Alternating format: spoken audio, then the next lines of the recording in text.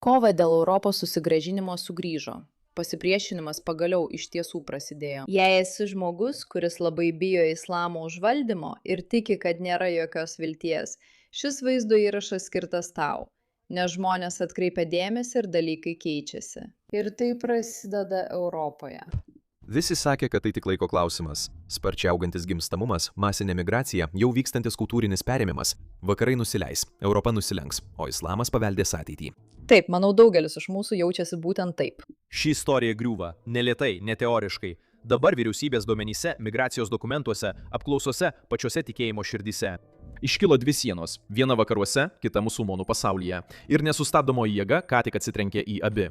Pradėkime nuo Europos, nes ten vykstantis politikos pokyčiai yra neįmanomi ignoruoti. Ir narikų tas posūkis nėra staigesnis nei Švedijoje, šalyje, kuri kadaise save vadino humanitarinė supervalstybė. 2015 metais Europos migracijos krizės įkarštyje Švedija per 1 metus priėmė 162 877 prieglobsčio prašymus. Tai didžiausias metinis skaičius nuo tada, kai šalis pradėjo fiksuoti tokius duomenis. Na, nedarykite. Nedarykite to, jei tai jūsų šalis. Bloga idėja. Sistema buvo perkrauta, integracija sustojo. Susirūpinimas dėl gaujų smurto ir atskirtų iš rajonų išsiveržė į nacionalinę diskusiją, kuri anksčiau buvo laikyta pernelyg jautria nepradėti. Metų metus Švedijos elitas kritiką migracijos modeliui laikė beveik tabu. Ir daugelis šalių vis dar taip elgiasi. Bet prisiminkite, kaip prieš 5 metus, jei būtumėte išdrįsę pasakyti kai kuriuos dalykus, kuriuos sakome dabar, būtumėte ne tik suimti, bet ir laikomi didžiausiais rasistais, islamofobais visame pasaulyje. O dabar tampa beveik įprasta kalbėti apie tikrasias problemas. Tai savaime yra didžiulis pokytis, kurio, manau, mes dar nepakankamai vertiname.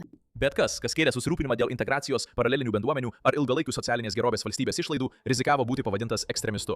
Tada atsirado duomenys. Vienas po kito Stokholmo, Malmės ir Geteborgo priemiesčiai tapo vietomis, kuriuose susitelkė užsienyje gimusių gyventojų bendruomenės, o nedarbo lygis buvo 2 ar net 3 didesnis nei šalies vidurkis. Kur policija pradėjo žymėti pažeidžiamas teritorijas ir kur smurtas paaštrėjo. Iki tokio lygio, kad Švedija iš visų vietų užfiksavo vieną didžiausių šaunamųjų ginklų žmogžudysčių rodiklių Europoje, skaičiuojant vienam gyventojui.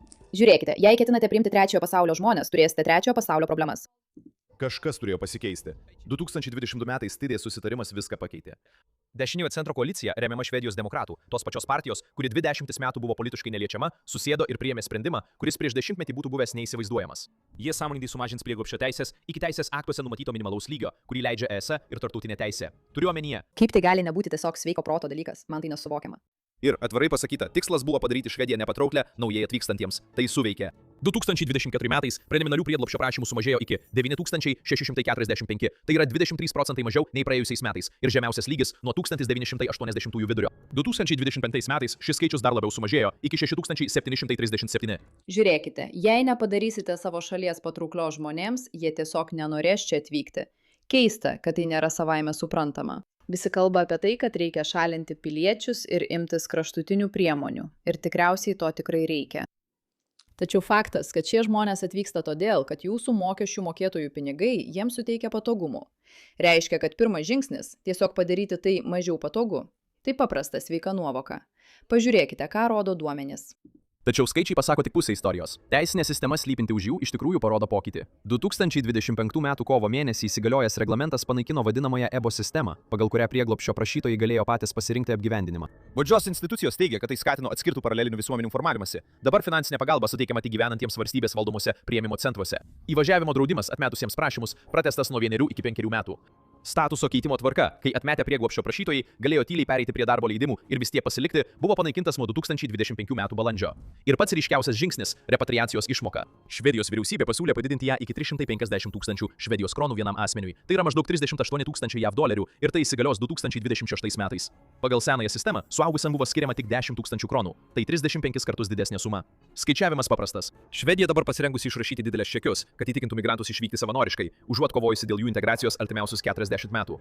Argi tai nebūtų logiškiau, jei jau naudos jūsų mokesčių pinigus? Bent jau jie neturėtų būti apgyvendinami viešbučiuose, kuriuose patys norėtumėte apsistoti, o verčiau tie pinigai galėtų būti skirti įtikinti juos išvykti kitur. Tai labai paprasta sistema. Jums nereikia jų tiesiog paimti ir išmesti. Galite ir paskatinti. Žinoma, tai neveiks visur. Tai neveiks visiškai degradavusiose visuomenėse, bet galbūt šalise, kuriuose žmonės jaučiasi šiek tiek nejaukiai.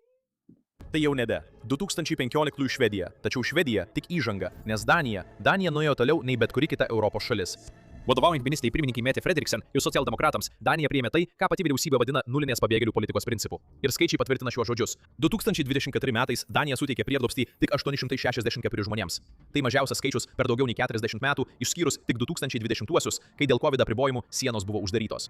Pasak Didžiosios Britanijos vidaus reikalų ministerijos, Danijos politika sumažino prieglobsčio prašymų skaičių iki žemiausio per 40 metų lygio ir lėmė, kad 95% atmetusiųjų prašymus buvo išsiųsti iš šalies. 4 prieglobsčio prašymai, 10 000 gyventojų 2024 metais. Didžiojoje Britanijoje šis skaičius buvo 16. Atgrasimo priemonė veikia ir štai dalis, kurios niekas už Skandinavijos ribų iš tikrųjų nesupranta. Tai daro centro kairės vyriausybė. Matai šį įbrėžimą? Socialdemokratų vyriausybė. Tai tikrai neįtikėtinai įdomu. Man tai neįtikėtinai įdomu, nes tai nėra tik dešiniųjų problema. Tai problema, kurią žmonės mato visur kaip kažką, ką reikia spręsti. Tiesa? Tai tiesiog logiška. Socialdemokratų ministrė pirmininkė, ta pati politinė tradicija, kuri sukūrė Danijos gerovės valstybę, dabar yra griežčiausio migracijos režimo ES architektė. Frederiksenos argumentas išsakytas interviu po interviu yra atviras. Jis sako, kad Danijos gerovės modelis negali išgyventi nekontroliuojamos migracijos. Skurdžiausi žmonės moka didžiausią kainą už nesėkmingą integraciją. Perpildytos mokyklos, gaujų smurtas, rajonai, kuriuose valstybės valdžia tampa antraeilė. Taip ji pati pasakė Newsweek 2025 metų viduryje, tai nėra žmogaus teisė atvykti į Daniją, išprievartauti ir likti. Tai yra einanti pareiga Šiaurės Europos socialdemokratinės valstybės ministrė pirmininkė 2025 metais. Beprotybė. Beprotybė. Beprotybė. Frederiksen doktrina yra gilesnė nei vien retorika. Ji remiasi principu, kurį Danijos sistema vadina laikinumu. Pagal Danijos įstatymus, pabėgėlio statusas nebėra laikomas keliu į nuolatinį apsigyvenimą. Jis pagal sumanimą yra laikinas, peržiūrimas, atšaukiamas. Kai tik kilmės šalies sąlygos laikomos saugomis, leidimas gyventi gali būti atšauktas net ir tiems žmonėms, kurie Danijoje gyveno daugelį metų, išmoko kalbą ir sukūrė gyvenimą. Aiškiausias pavyzdys buvo Sirija. Man tai labai patinka. Man tai patinka, nes manau, kad žmonės tiki, jog atvykę į šalį, jie turi teisę gauti viską, ko nori. Tačiau čia Danija sako, ne, jūs turėsite tai įrodyti. Jūs turėsite įrodyti, kad to nusipelnėte. O jei įrodysite, kad nenusipelnėte, tai gali būti atšaukta. Tai labai paprastas mąstymas, tiesa? Pažiūrėkime taip, jūs užaugote Amerikoje, jūs esate Amerikos pilietė, jūs nusipelnėte laisvės, bet jei padarysite nusikaltimą, galite būti įkalinta, o tai reiškia, kad laisvė iš jūsų atimama. Jūs ne tik nusipelnote laisvės, jūs turite elgtis taip, kad įrodytumėte, jog galite ją išlaikyti. Tačiau imigrantams yra kitaip. Jie atvyksta į šalį ir jei elgiasi kaip nusikaltėliai, iš jų tai neatimama. Man tai atrodo beprotiška. Po Bašaro al-Asado žlugimo 2024 metų pabaigoje Danija pradėjo atšaukti Sirijos pabėgėlių, kilusių iš vyriausybės saugiomis pripažintų teritorijų, įskaitant Damaską ir Homsą, leidimus gyventi. Kai kurie Danijos sirai pradėjo svarstyti, ar savanoriškai grįžti į tėvynę, nes vyriausybė siūlė repatriacijos išmokas - apie 38 000 JAV dolerių kiekvienam, kad paskatintų juos išvykti. Tūkstančiams pabėgėlių Danijoje tai reiškia gyvenimą nuolatinio netikrumo būsenoje. O tada yra pagrindinis elementas - 2018 metų getų paketas, oficialiai pavadintas Viena Danija be paralelinių visuomenių. Jis taikomas rajonams, kuriuose vadinamieji ne vakarų šalių imigrantai ir jų palikuonys sudaro daugiau nei 50% gyventojų, o nusikalstamumo lygis yra aukštas, išsilavinimas žemas, o pajamos mažesnės nei šalies vidurkis. Ar galiu tik pasakyti, kad faktas, jog Danijoje yra vietų, kur migrantai dabar sudaro daugiau nei 50%, yra beprotiškas skaičius, apie kurį mes tiesiog juokaujame, bet taip neturėtų būti. Kai teritorija paskelbiama tokia, valstybė gali griauti socialinius būstus, kad pakeistų demografinę sudėtį. Tačiau labiausiai prieštaringai vertinama nuostata yra tai, kas nutinka vaikams. Mažyliai šiuose teritorijose nuo 1 metų privalo lankyti danų kalbos ir vertybėmis paremtą darželį bent 25 valandas per savaitę. Oho, jei šeimos nesilaiko šių reikalavimų, jos netenka vaiko pašalpų. Nuo 2025 metų pabėgėliai, gaunantys pašalpas, turės dirbti 37 valandas per savaitę, įskaitant privalomas stažuotes ir kalbos mokymus. Tai priverstinė asimiliacija, paremta visų valstybės ekonominiu svoriu. Jei Švedija yra apsisukimas, Danija yra plytų siena. Tačiau dar sunkiau yra pietuose, nes Vokietija. Ar galiu tiesiog pasakyti, kad tai man suteikia tiek daug vilties? Ar dar kas nors jaučiasi šiek tiek palengvėjęs, matydamas, kad yra šalių, kurios dabar elgiasi teisingai? Žinau, kad migrantų situacija Danijoje nėra gera. Islamo situacija taip pat nėra gera. Tai neišsprendė problemos, bet bent jau tai yra tam tikras kelias link geresnio sprendimo. Tiesa? Ir Prancūzija ne tik sustiprino savo sienas, jie ėmėsi veiksmų prieš ideologinę infrastruktūrą savo pačių miestuose. 2025 m. lapkričio 5 d. Vokietijos vidaus reikalų ministras Aleksandras Dobrintas užgniaudė organizaciją Muslim Interactive. Prieš saulėtekį pareigūnai surengė reidus 7 Hamburgo vietose, dar 12 Berlyne ir Hesene. Buvo konfiskuotas turtas, uždarytos interneto svetainės. 2020 m. įkurta grupė buvo sukūrusi patrauklų įvaizdį socialiniuose tinkluose, turėjo tūkstančius sekėjų TikTok ir YouTube, o 2024 m. pradžioje į demonstraciją Hamburge sutraukė 1 000 šalininkų, kur buvo laikomi plakatai su užrašu "Kalikatas yra sprendimas". Dobrintas nesigailėjo dėl savo veiksmų. Mes atsakysime visų įstatymų griežtumu, sakė jis. Visiems, kurie agresyviai ragina įkurti kalifatą mūsų gatvėse, kursto neapykantą Izraelio valstybei ir žydams netoleruotinų būdų, niekina moterų ir mažumų teisės. Hamburgo vidaus reikalų ministras tai pavadino smūgiu šiuolaikiniam TikTok islamizmui.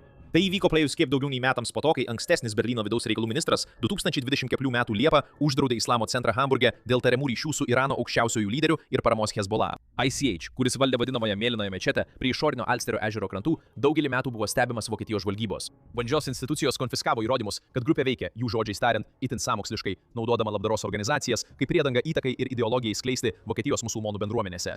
Du draudimai, dvi išardytos organizacijos, abi nukreiptos prieš struktūras, kurios Vokietijos valdžios institucijų vertinimu siekia kurti, pasak federalinės vidaus reikalų ministerijos, nuolatinius konstitucijos priešus. Tai yra ta dalis, kuri tyliai pakeitė Vokietijos požiūrį. Draudimai nebuvo reakcija į konkrečius teroro aktus, jie buvo prevenciniai. Tai, ką kai kurie teisės mokslininkai dabar vadina nusikaltimų prevencija, dar iki jų įvykdymo. Vokietijos valdžios institucijos nebelaukia, kol radikalios organizacijos imsis smurto. Jie išardo struktūras, kurių deklaruojami tikslai valdžios institucijų vertinimu pažeidžia pačią konstitucinę santvarką. Galiu tik pasakyti, kad nors man ir patinka, jog Vokietija tai daro, nes tai svarbu, Vokietijai dar reikia nueiti ilgą kelią. Ir nors šis vaizdo įrašas tikrai piešia vaizdą, kad viskas gerėja, nes rodo mums teigiamus dalykus, žiniasklaida daro tą patį tik atvirkščiai. Ji rodo mums neigiamus dalykus ir sako, kad viskas griūva, net kai tai nėra tiesa. Vokietijai sekasi ne taip gerai. Prancūzijai taip pat. Ir tai, kad jie imasi draudimų ir apie problemas galvoja prevenciškai, yra geras ženklas, kad judama teisinga kryptimi. Tačiau tai dar nėra visiškas sprendimas. Kas čia įdomu, tai priminimas, kad nors nuolat girdime, jog nieko negalime padaryti ir vienintelis atsakymas į neteisėtą migraciją yra arba kraštutinis smurtas, arba tiesiog tai priimti, reikia prisiminti, kad egzistuoja ir vidurio kelias. Jei valdžioje yra tinkami žmonės ir būtent todėl džiugu, kad Kyras Starmeris buvo pašalintas. Kai valdžioje yra tinkami žmonės, priimantis gerus sprendimus, tada galima imtis veiksmų, kad atsitrauktumėte. Reikia balsuoti už protingus žmonės. Tai nėra apie kairę ar dešinę Švedijoje ar Danijoje. Ten yra kairioji vyriausybė. Ir dažniausiai apie tai kalba dešinieji. Tai nesusiję su jūsų politinė priklausomybė. Tai susiję su žmonėmis, kurie yra pasiryžę iš tikrųjų pažvelgti į tiesą ir kovoti. Ir jei turite stiprią vyriausybę, tuomet iš tikrųjų galite apginti savo piliečius. Tai ir yra mūsų atsakomybė - rinkti žmonės, kurie iš tikrųjų imsis veiksmų. Nes galite ką nors pakeisti, galite pakeisti dalykus ir tam tikrų mastų sumažinti paskatas. Tara, nebus tokios realybės, kurioje išgelbėsite Europą tiesiog sumažindami paskatas ar suteikdami paskatas išvykti. Taip nebus. Reikės imtis griežtesnių priemonių, tačiau tai yra žingsnis teisinga kryptimi. Ačiū už jūsų dėmesį šiam klausimui.